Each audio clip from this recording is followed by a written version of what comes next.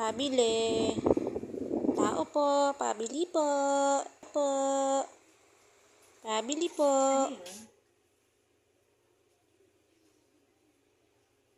Ay, may lista ka. May lista siya. Sesto 3, pillows 3, donut 3, choco 10 piso. Kano pera mo ba? I-Gcash daw po ni mama. Wala po siyang cash ngayon. Wait lang, kumputin ko muna ha.